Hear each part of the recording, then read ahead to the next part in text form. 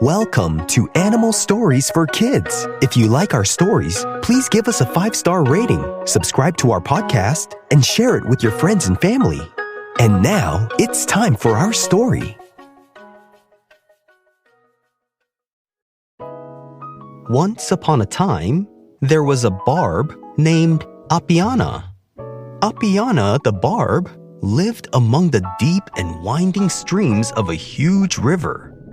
Appiana was a young and sprightly little barb with a heart as big as the river itself. Appiana the Barb belonged to a group of 6 barbs in her school of fish, and together they were pretty well known throughout the river as the Bold Barbs. They had a reputation, or they were known well, for being pushy, a little reckless, and a bit mean, and they had their reasons for being like that. As the school of barbs were traveling through the windy river, they reminded each other every day of why they were so pushy and aggressive or really forceful on other creatures. As they were reminding themselves about why they were the way they were, one of the older barbs in the school said to the rest, "Remember, young lads, we had to become strong and fight for our place in the river. The bigger fishes used to bully us and chase us away. Never forget that, my friends. That's why we learned to be tough and strong. If we act like we own the place, no one dares mess with us." Appiana understood this as well. Life in the wild was no joke. Predators lurked behind every rock, and food didn't just float into your mouth. You have to work for your food in this river, and there were plenty of good reasons for why the Bold Barbs were rough and tough toward the other creatures in the river.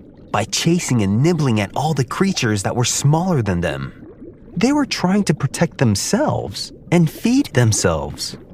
But while the other barbs in the school focused on ruling the river with force and being a bit mean to other creatures, Appiana the Barb found herself enjoying other things, like the way the bubbles tickled her fins or how the sunlight made the plants shimmer underwater. Appiana the Barb would often say to the other barbs in her school, "I don't think anyone is gonna pick on us anymore. Can't we all just enjoy the river and leave others alone?" Sometimes the barbs would listen, but most of the time, Appiana was the only one in her school who wanted to be nice to the other creatures. And most of the time, she felt like she was the odd one out. But still, she stuck with her school, even when they did mean things that made her fins droop in guilt. Like the time they swam into a peaceful patch of water where a group of little Rasboras were nibbling on algae. One of the barbs in the school yelled, "Out of the way! This is our snack now!" as it darted in, scattering the Rasboras in the current and making them hide nearby as they watched the barbs eat the algae. As the barbs gobbled up the algae, Appiana sighed and waited until they all swam away. They left a mess, and pieces of algae were everywhere. As the water settled, she carefully nudged the floating bits of algae back toward where the Rasboras were hiding. "Sorry about that," she whispered to them before swimming and catching up with her school. Then there was the time they scared a peaceful little coolie loach that had been burrowing in the sand. The Bold Barbs zipped in circles around the loach, making it coil up in a confused spiral and spinning uncontrollably before it escaped the barbs and wriggled away. "What fun is a day without a little chaos?" laughed one of the barbs as they looked at the coolie loach wriggling away in fear. But Appiana the Barb didn't laugh.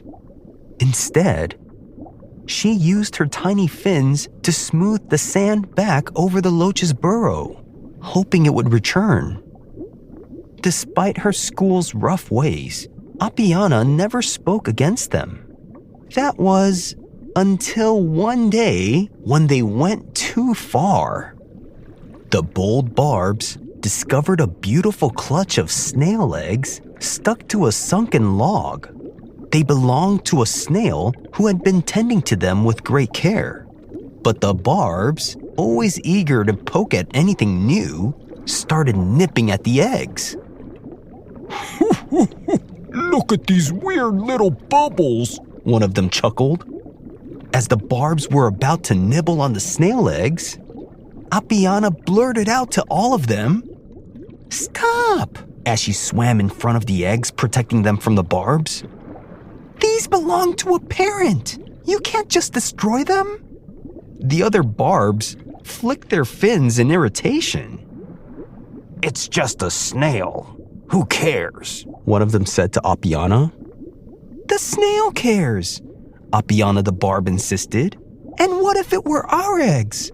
Would you want a bunch of mean fish coming by and tearing them apart? Remember how we all felt when the other creatures were pushing us around? Remember why we had to stand up for ourselves and become stronger? Well, now we have become the bullies, and we're being mean to all the other creatures. We didn't like feeling helpless back then, so why are we making others feel that way now?" The school of Barbs hesitated as they flicked their tails in thought. Apiana could see they were remembering all the times they had felt small and powerless, being chased by bigger fish. One of the Barbs finally sighed and said, Oh, fine. We won't touch them. But we were just having fun." "Fun should never come at someone else's expense," Apiana the Barb said gently.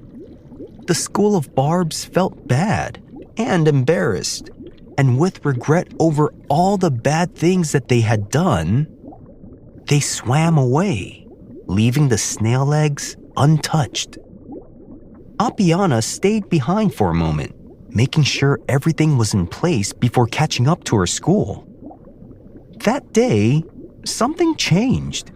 The bold Barbs still darted through the water with confidence, but they started thinking twice before disturbing others. One evening, Apiana noticed her school slowing down in the water, watching as a tiny group of young Barbs swim nervously past them. Usually in the past, the bold Barbs would have scared off the young Barbs. But this time, instead of scaring them off, the bold Barbs just let them be and swam away. One of them even flicked their tail at the young Barbs and greeted them. Apiana felt really good about herself. She helped her school see that being strong doesn't mean being unkind, but knowing when to stand up for yourself and knowing when to be gentle. And the Barb lived happily ever after. The end.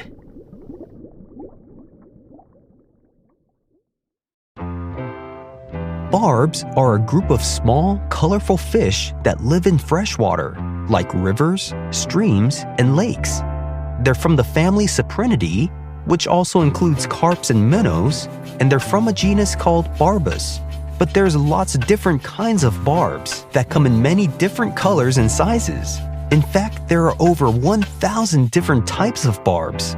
Barbs come in many colors like red, yellow, silver, orange, and black. Some even have stripes or spots. Some barbs are tiny, only 1 inch long, but the giant barb can grow up to 10 feet. Many barbs have small whisker-like structures near their mouths called barbels, which help them find food. Barbs can be found in many places like Africa, Asia, and parts of Europe.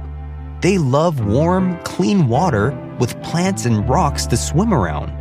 Some barbs like fast-moving rivers, while others prefer calm lakes with a lot of plants. Barbs are omnivores. They eat both plants and tiny animals. In the wild, they munch on insects and small creatures, as well as algae. Barbs like to live in groups called schools because it makes them feel safe. These schools are usually made up of 5 to 6 barbs. Some barbs, like the rosy barb, can change colors during mating season. Barbs can adapt to different water conditions, which makes them great pets. There are many types of barbs with unique colors, patterns, and behaviors. Here are some of the most well-known types of barbs. There's the tiger barb, which have stripes like a tiger and are very aggressive. They're known to nip at fins of slower fish. There's also the cherry barb, which turns bright red in breeding season. The rosy barb, which has a pinkish glow. The gold barb, which is golden yellow with a metallic shine. The Odessa barb, that has a bright red stripe along its body. The Denison barb, or also called the torpedo barb, has a sleek silver body with red and black stripes. There's also the giant barb, which is the biggest barb, growing up to 10 feet and can be found in Southeast Asia. There's also the tinfoil barb, which is a large silver fish with shiny metallic scales, and the spanner barb, or also called the T-barb, because it has a T-shaped mark on its body. Have you seen a real-life barb before? If you have, where did you see it? Thanks for listening to Animal Stories for Kids. If you like our stories, please give us a 5-star rating, subscribe to our podcast, and share it with your friends and family. Until next time, bye!